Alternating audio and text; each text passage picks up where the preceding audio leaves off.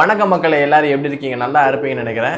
இன்றைக்கி நான் வந்து உங்களை ஒரு இன்ட்ரெஸ்டிங்கான கண்டென்ட்டில் தான் பார்க்க போகிறேன். எல்லார் மைண்ட்லேயுமே இருக்கிற ஒரு காமனான கொஷினுக்கு தான் நான் ஆன்சர் பண்ண போகிறேன் இந்த வீடியோவில். ஸோ இந்த வீடியோ ஃபுல்லாக பாருங்கள். அப்படின்னா தான் நான் என்னெல்லாம் விஷயங்கள் சொல்லியிருக்கேன் அப்படிங்கிறத உங்களால் புரிஞ்சுக்க முடியும். ஃபஸ்ட்டு அது என்ன கொஷின்னு பார்த்துடலாம். அப்படின்னா தான் அவங்க வந்து உங்களுக்கு வீடியோ இன்ட்ரெஸ்டிங்காக இருக்குங்கிறதே புரியும். என்ன கொஷின்னு பார்த்தீங்க அப்படின்னா, அட்லீஸ்ட் ஒரு தடவையாவது கார் பைக் வச்சுருக்கிறவங்களுக்கு இந்த ஒரு கொஷின் மைண்டில் வந்துருக்கும். என்ன கொஷின் பார்த்தீங்க அப்படின்னா வந்து, ஏன்னா அது நம்ம என்னெல்லாமோ பண்ணி பார்க்குறோம், மைலேஜே தர மாட்டேங்குது. நம்ம ஒரு மைலேஜ் எதிர்பார்ப்போம். இப்போ ஒரு 40 வந்துருக்கிற இடத்துல நம்ம வந்து ஒரு 45 to 50 எதிர்பார்ப்போம். அதே இது வந்து ஒரு 50 தந்துருக்கிறதுல ஒரு 55 எதிர்பார்ப்போம். ஸோ அந்த ஒரு விஷயங்கள், ஒரு மைலேஜ் பூஸ்ட் பண்ணுறதுக்கு நம்ம என்னெல்லாம் பண்ணலாம் அப்படிங்கிறத நம்ம பார்க்க போகிறோம். ஸோ இந்த வீடியோ ஃபுல்லாக பாருங்கள். இந்த சேனல் நீங்கள் புதுசு அப்படின்னா, நான் தான் சிவஹரி. நான் வந்து ட்ராவல் வீடியோஸ், கார் ரிலேட்டடான வீடியோஸ், பைக் ரிலேட்டடான videos, car reviews, bike reviews நிறைய போஸ்ட் பண்ணிட்டே இருப்பேன். ஸோ கண்டிப்பாக உங்களுக்கு யூஸ்ஃபுல்லாக இருக்கும். அதே மாதிரி நீங்கள் சேனலுக்கு பழசு அப்படின்னா, சேனலில் இன்னும் சப்ஸ்கிரைப் பண்ணாமல் பார்த்துருக்கீங்கன்னா சேனலில் மறக்காம சப்ஸ்கிரைப் பண்ணி பெல் ஐக்கான் தட்டி கொடுக்கோங்க. அப்படின்னா தான் நான் அப்புறம் எல்லா வீடியோஸும் உங்களுக்கு வந்து சேரும். சரி வாங்க, ஃபஸ்ட்டு விஷயத்துலேருந்து பார்க்க ஆரம்பிக்கலாம். எதுக்காக மைலேஜ் வந்து நமக்கு கம்மியாக தருது அப்படிங்கிற இது பார்க்க ஆரம்பிக்கலாம். நிறைய ரீசன்ஸ் இருக்குது, நிறைய ஃபேக்டர்ஸ் இருக்குது அது மைலேஜ் டிட்டர்மைன் பண்ணுறதுக்கு. பேசிக்காக பார்த்தீங்க அப்படின்னா ஒரு 4-5 ஃபேக்டர்ஸ் தான் இருக்குது. ஸோ அந்த காமனான ஃபேக்டர்ஸை நம்ம மெயின்டைன் பண்ணிட்டோம் அப்படின்னாலே நம்ம வந்து ஒரு டீசெண்டான மைலேஜ் நம்ம வண்டியில் எடுக்கலாம். என்னென்ன ஃபேக்டர்ஸ்ன்னு பார்த்தீங்கன்னா வந்து, ஃபார் எக்ஸாம்பிள் டயர் ப்ரெஷர், அதுக்கப்புறம் வந்து கியரிங்கை வந்து கரெக்டாக ஷிஃப்ட் பண்ணி ஓட்டுறது, அதுக்கப்புறமா வந்து இந்த what is it called regular general service, oil மாற்றுறது. ஸோ இந்த மாதிரி விஷயங்கள் தான். ஸோ நான் வரிசையாக ஒன்று ஒன்றா வந்து க்ளீனாக எக்ஸ்பிளைன் பண்ணுறேன். அப்படின்னா தான் உங்களுக்கு புரியும். ஸோ இதில் இவ்வளோ ஃபேக்டர்ஸ் இருக்கா அப்படின்ட்டு. ஸோ ஃபஸ்ட்டு வந்து டயர் ப்ரெஷர். இப்போ நீங்கள் ஒரு கார் இல்லை ஒரு பைக் எடுத்துக்கோங்களேன். ஒரு பைக்குன்னு பார்த்தீங்கன்னா 2 டயர் இருக்கும், கார்னால் 4 டயர்ஸ் இருக்கும். அது எல்லாருக்குமே தெரியும். இதுக்கிட்ட சொல்கிறீங்க கேட்காதீங்க. ஸோ அந்த டயர்ஸில் இருக்கிற ப்ரெஷரை, ஏர் ப்ரெஷரை கரெக்டாக மெயின்டைன் பண்ணணும். ஸோ ஒவ்வொரு வண்டிக்குமே ஒவ்வொரு ப்ரெஷர் வந்து கம்பெனிலேருந்து ஸ்பெசிஃபிக்காக சொல்லுவாங்க, ஆப்டிமம் ப்ரெஷர் அப்படின்னு சொல்லிட்டு. ஸோ அந்த ப்ரெஷரை நீங்கள் கரெக்டாக வீக்லி ஒன்ஸ் கரெக்டாக மெயின்டைன் பண்ணிங்க அப்படின்னாலே வந்து உங்களுக்கு நல்ல மைலேஜ் இம்ப்ரூவ் ஆகும். ப்ரெஷரில் என்னடா உனக்கு வந்து இதாக போகுது அப்படின்னு நீங்கள் கேட்பீங்க. என்ன ஆகும்னு பார்த்தீங்க அப்படின்னா வந்து, காரோட டயர் தான் வந்து நம்மளை வந்து ஒரு பிளேஸ்லேருந்து இன்னொரு பிளேஸ் போகிற வரைக்கும் ரோட்டில் இருக்கிற கான்டாக்ட் கரெக்டாக. ஸோ அப்படி கான்டாக்டில் இருக்கிற விஷயம் வந்து சிங்கிள் பாயிண்டில் கான்டாக்டாக இருக்கும். கரெக்டான ஆப்டிமம் ப்ரெஷர் மெயின்டைன் பண்ணோம் அப்படின்னா ஒரு சிங்கிள் பாயிண்டில் தான் கான்டாக்ட் ஆகும். அதே இது ப்ரெஷர் கம்மியாக இருக்குங்கிற பட்சத்தில் ஒரு லார்ஜர் சர்ஃபேஸ் வந்து கான்டாக்டில் இருக்கும். அப்படி லார்ஜர் சர்ஃபேஸ் கான்டாக்டில் இருக்குது அப்படின்னா வந்து ஃப்ரிக்ஷனில் வந்து நிறைய லாஸஸ் இருக்கும். ஸோ அந்த லாஸஸ்னால நமக்கு மைலேஜ் ட்ராப் ஆகும். இது வந்து ஃபஸ்ட் ஃபேக்டர். ரெண்டாவது ஃபேக்டர் ஆர்பிஎம் கரெக்டாக அது மெயின்டைன் பண்ணி ஓட்டுறது. ஆர்பிஎம்னா என்னென்னு நிறைய பேருக்கு தெரியாது. ரெவல்யூஷன்ஸ் பெர் மினிட், இன்ஜினில் நடக்கிற ஒரு ப்ராசஸ்ங்க.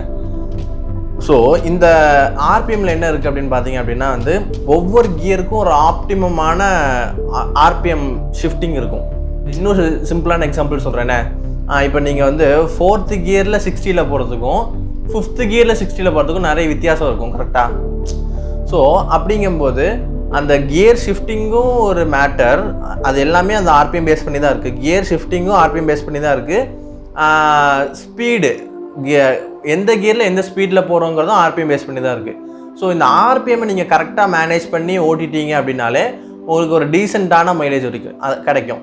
அதாவது மேக்ஸிமம் எப்போவுமே வந்து டாப் கியர்லேயே வண்டி வந்து ஓட்ட பாருங்கள், ஓகேவா? டாப் கியரில் அதுக்கு ஆப்டிமமான ஒரு ஆர்பிஎம் இருக்கும். அந்த ஆர்பிஎம்லேயே வண்டியை நீங்கள் ஜென்ரலாக ஓட்டினீங்க அப்படின்னா உங்களுக்கு டீசெண்டான மைலேஜ் கிடைக்கும்.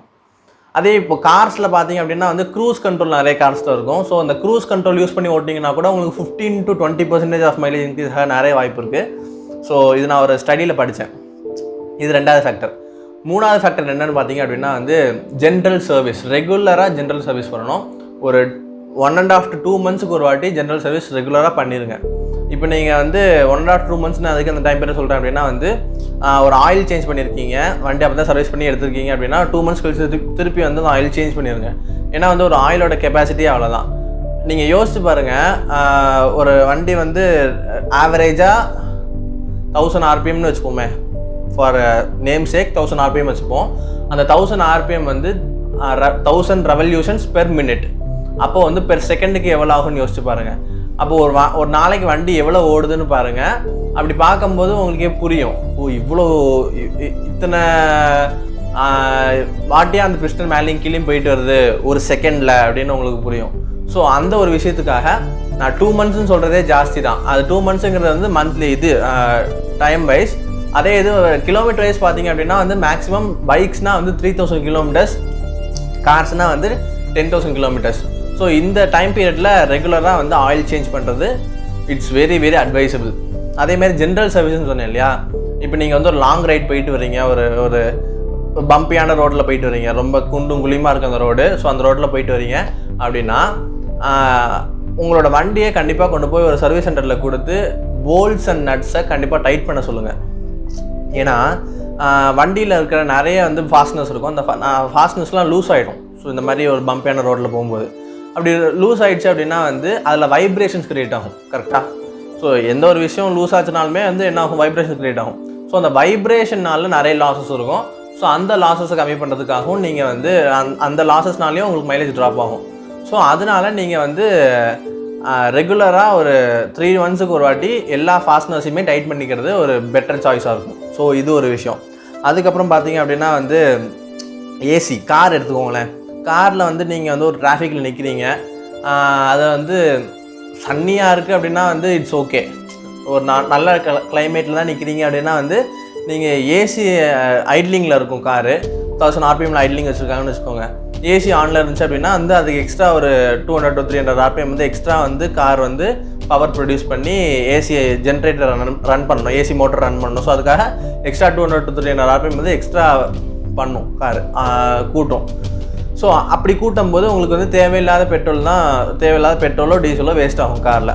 ஸோ ஏசி வந்து தேவையில்லாமல் யூஸ் பண்ணிங்க அப்படின்னா வந்து எக்ஸ்ட்ரா மைலேஜ் வந்து உங்களுக்கு ட்ராப் ஆகும். ஸோ இது ஒரு ஃபேக்டர். அதுக்கப்புறம் பார்த்தீங்க அப்படின்னா வந்து அன்னெசரி பிரேக்கிங்.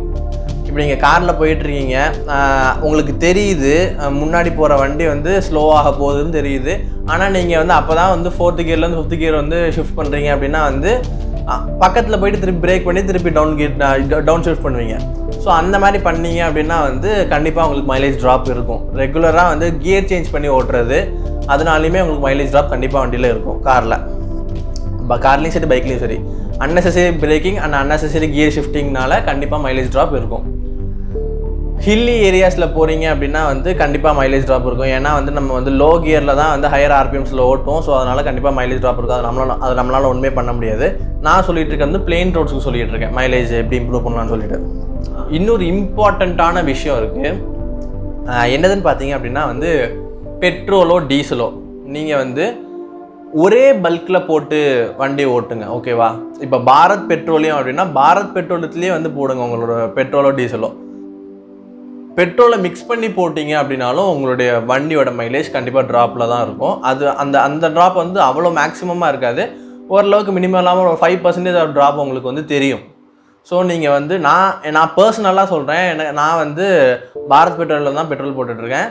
என் வண்டி ஆக்சுவலாக வந்து என்னோடய அப்பாச்சி எனக்கு 35 தான் கொடுத்துட்டு இருந்துச்சு. ரெகுலராக ஒரே பல்கில் போட ஆரம்பிச்சதுக்கப்புறம் எனக்கு வந்து 40 to 42 ஈஸியாக கொடுக்குது.